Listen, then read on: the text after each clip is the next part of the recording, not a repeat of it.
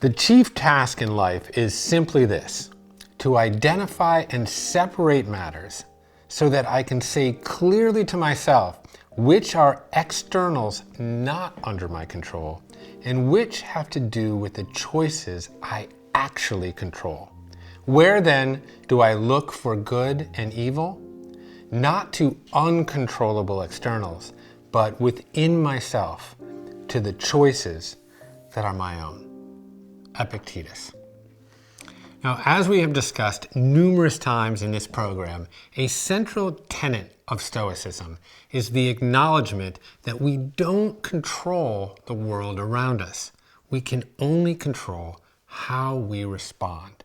And our response to the course of human events should be guided by four primary virtues: wisdom, justice, courage, and moderation. This session is an introductory exploration of these core Stoic virtues.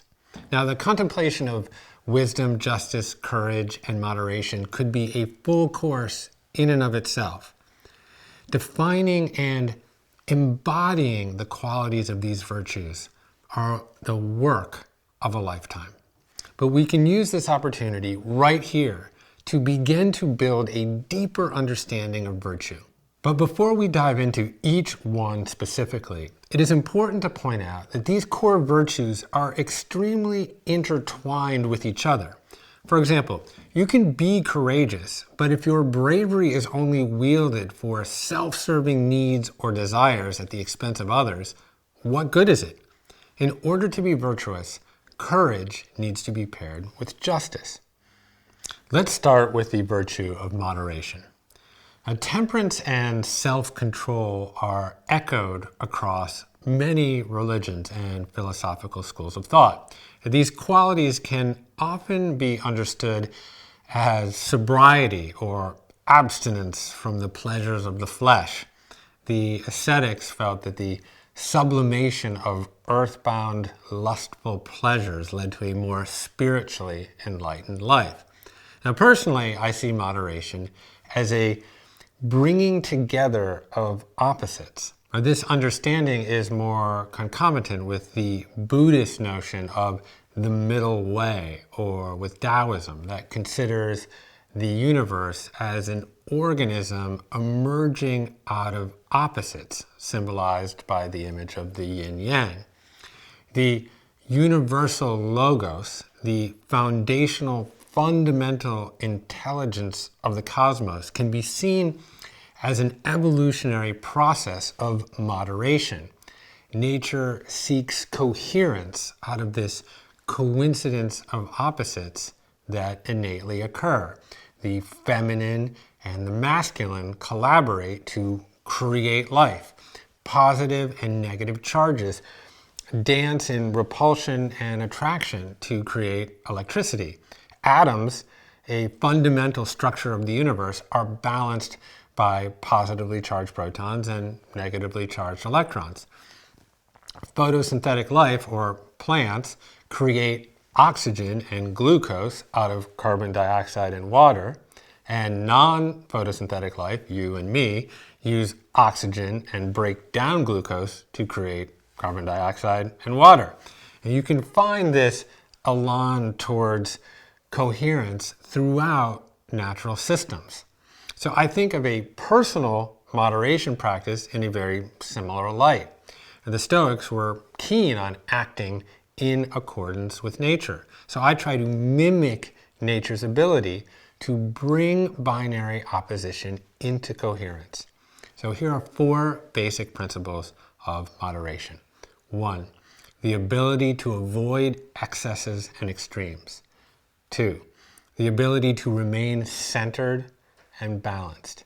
3, the ability to foster cohesion and cooperation. And 4, the ability to find a middle path between hedonic desire and asceticism. Now, you can apply these principles to consumption habits relating to food or alcohol or sugar or social media or consumerism. You can also overlay these principles on top of opinion. For example, you can rigorously examine your own opinions and identify areas where they have perhaps imperceptibly become more extreme. It's not that strong feelings are not at times justified, but are the source of those passions anchored in the true nature of an event, or are they outgrowths of your judgment or bias? In this time of extreme political rancor and binary opposition, where can you foster common ground? Where is there shared humanity to be found? Humanity's greatest projects have been predicated on our unique special ability to cooperate flexibly at scale. When we have the courage to compromise, we unify moderation with justice. The merger of these three virtues begets wisdom. Let's move on and talk about courage.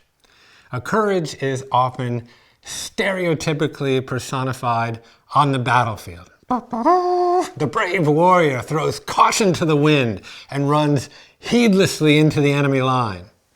There is a kernel of truth to this patriarchal version of valor. Courage certainly reflects the ability to confront and overcome fear. Courage also exhibits one's inclination to risk one's own well-being for a greater good. However, this battlefield depiction of bravery does not consider the underlying nuance and substrate of the quality of courage.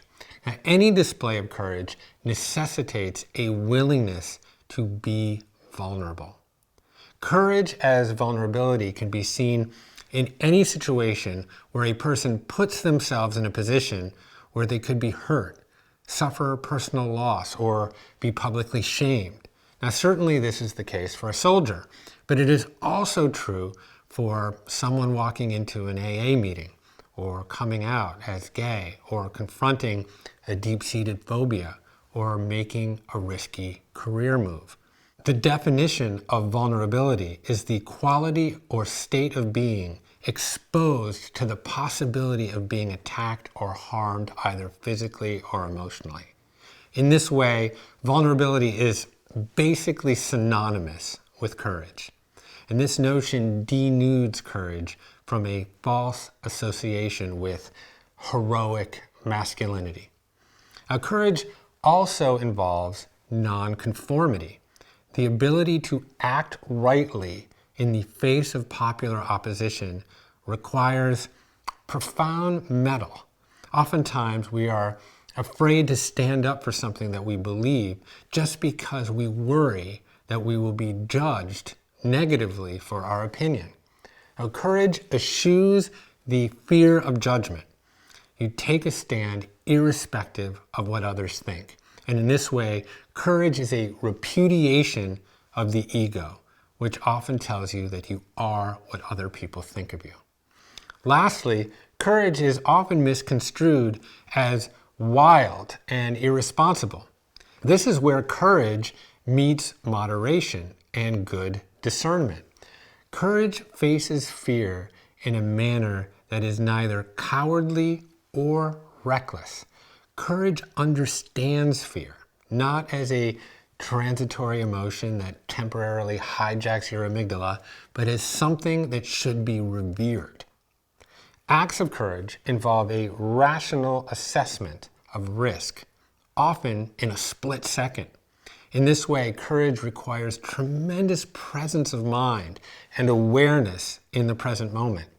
The only reason to display courage is to achieve a just and worthy goal. If there's no reasonable chance for success, brave acts are no longer courageous. They are simply reckless.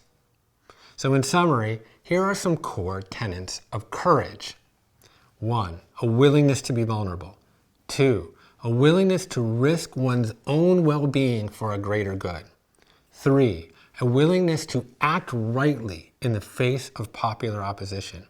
And 4, the ability to confront and understand fear and act in a manner that is neither cowardly or reckless. Okay, let's talk about justice. In his Meditations, Marcus Aurelius referred to justice as thoughts and acts resulting in the common good. He also posited that justice was the source of all other virtues. What good is wisdom if it is not justly administered?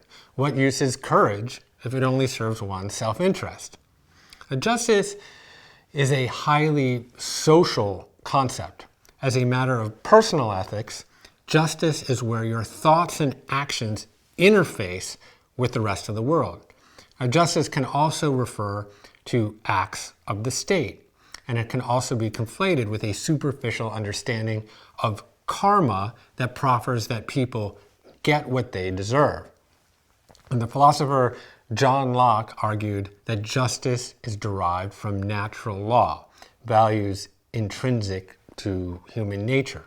The social contract theorists argue that justice emerges from agreement between people as to how to properly run a society.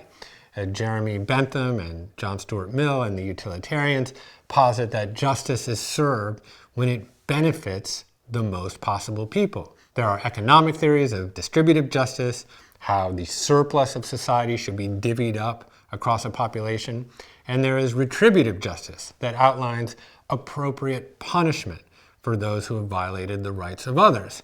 And lastly, there is also restorative justice, which is focused on the restoration of well-being for those who have been caused harm. Now, there is a consilience that emerges behind all of these iterations of justice. The unifying theme is that the world should be governed by fairness, a commitment to impartiality and lack of favoritism. Now, Plato would argue that there is an ideal form of justice.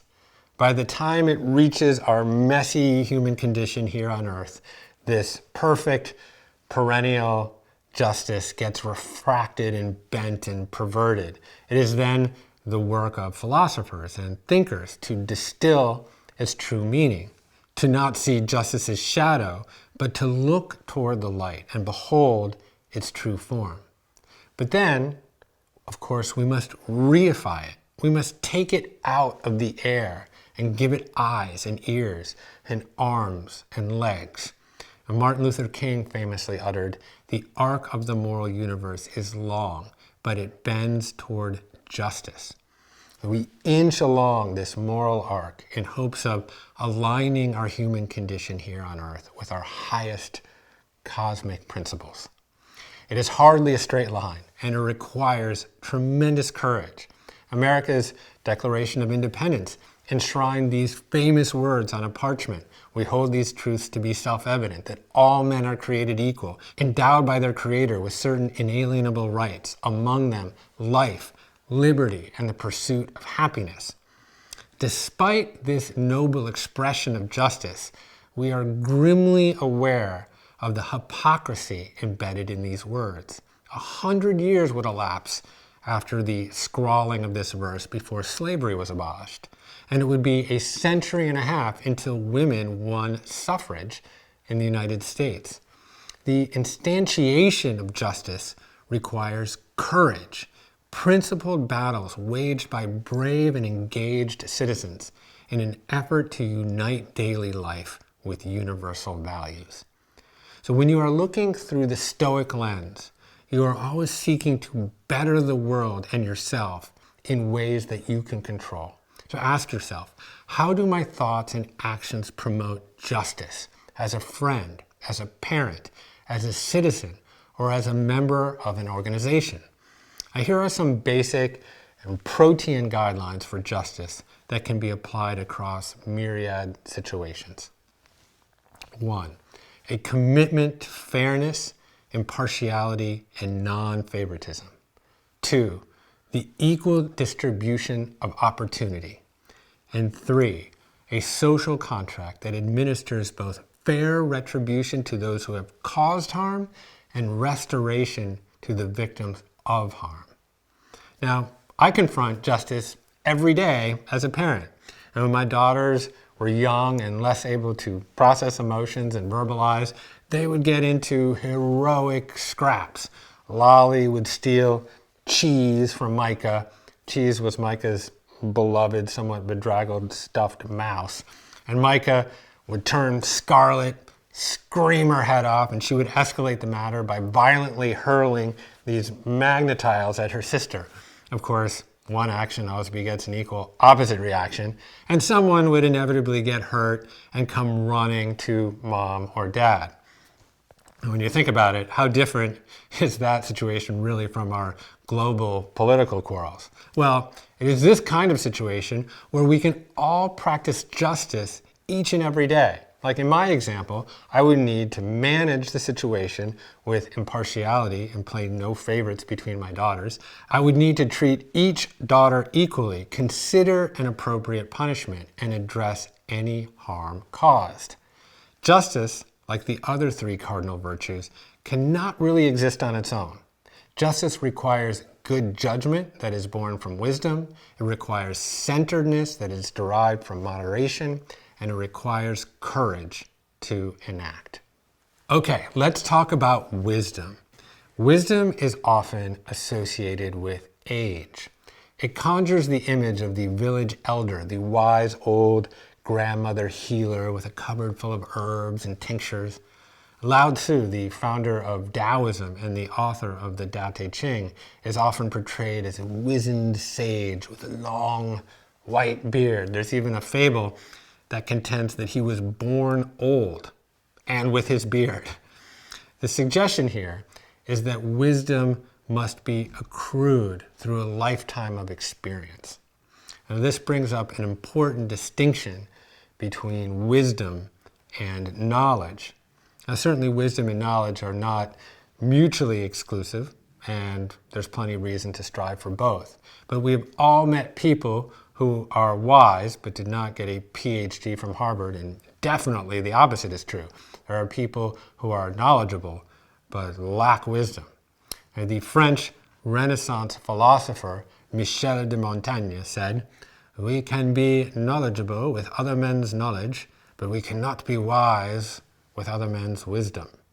Essentially, you can read books, study lessons, and take online courses to gain knowledge. But wisdom is not about throwing more grocery items into the intellectual cart. It's not an accumulation of facts and figures.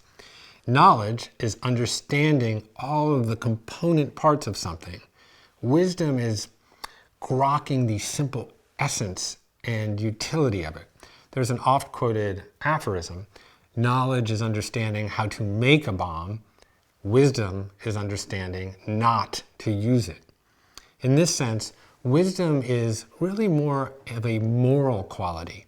In many ways, it's not about what you know, it's about fostering good judgment and discernment. Wisdom is also about cultivating an awareness of what you don't know. For example, the greatest, wisest leaders tend to surround themselves with people who have capacities and talents in the area that he or she does not. The sage recognizes where he or she is deficient. In this way, wisdom is very connected to humility.